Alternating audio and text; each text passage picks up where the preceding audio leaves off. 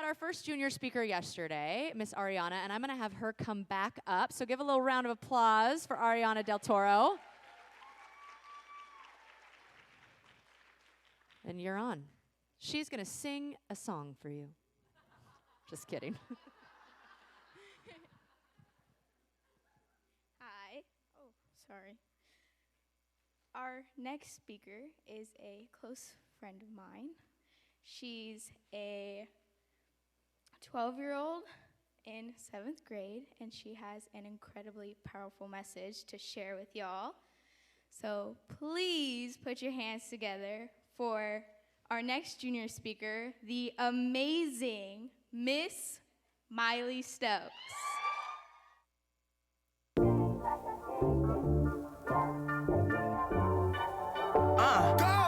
Woke up feeling like I just might run for president. Even if there ain't no precedent, switching up the messaging. I'm about to add a little estrogen. Buy my whip, by myself. Pay my rent, by myself. Only exes that I care about are all up in my chromosomes. I don't really need you. I'm Macaulay Culkin, home alone. Bad bitch, diamonds in my collarbone. Yeah. Can I talk?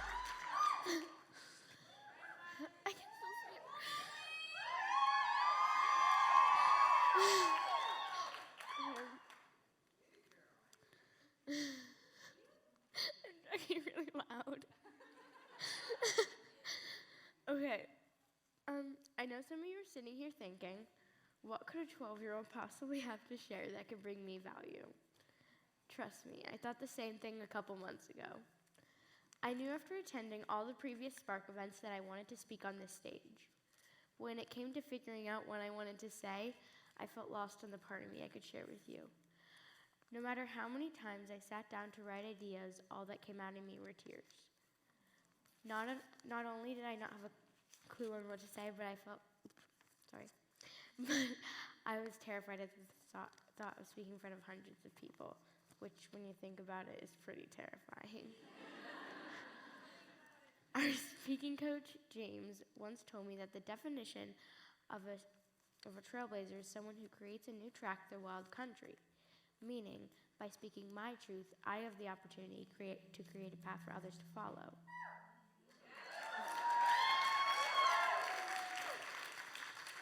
So here I go. Earlier this year, I came out as pansexual. For those of you who don't know what that means, here's my definition. I don't like a person because he identifies as a boy or she identifies as a girl. I like a person based on their personality. My mom kept telling me to share my story about figuring out and sharing my sexuality, but it didn't seem like a big deal to me. How could something so small be worth sharing on a stage as big as Spark? As you have heard, women share life-changing stories here, and me being pansexual is just so ordinary. Then a friend of mine told me what happened when she told her mom she was gay. Her mom told her, "I don't believe you." She was sharing a piece of herself to her own mother, and she was told that her feelings were a lie. It was then that I realized my life might be different than others. Not because I'm pansexual, but because from a very young age I was told I could be whoever I wanted to be. I was encouraged to find myself, to love myself, and to share my true self with the world.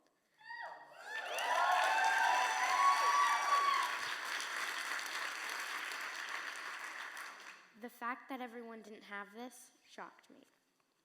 Not long after this, I found out that my cousin, one of my mom's childhood friend's daughter, who had always spent a week with us, with our family, wasn't sure she wanted to come this year. Why? Because she found out I was pansexual and felt uncomfortable being around me. I have to admit, at first I was really hurt. We had always been really close, and it was the first person who had acted negatively. Then I remembered she lives in a really small town. There were hardly any minorities there, and she was probably just uncomfortable because she was uneducated. Someone somewhere along the line told her that being different is bad. So I reached out to her and told her I'd still really like her to come. I knew if she could see that I'm still the same me, who I've always been, maybe she'd realize that just because someone's different doesn't mean that they're a different person. Guess what? It was one of our best summers yet.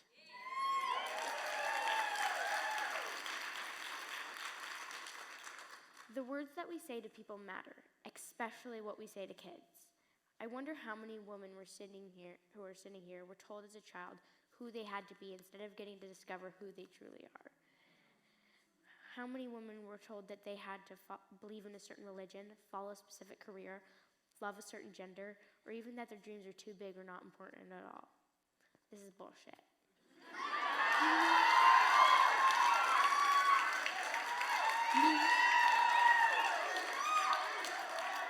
And yes, I got permission from my mom to say that.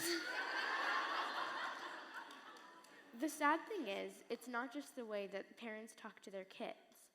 We're constantly being told who we should be, or most often, who we should not be. Negative social media posts, YouTube comments, people holding hateful signs, and even hate crimes such as gay bar shootings are happening every second. Women are told that they belong in a certain place in society, minorities are being told that they aren't equals, and the LGBTQ community is told that they're going to go to hell for not fitting in a box that should have never been created in the first place.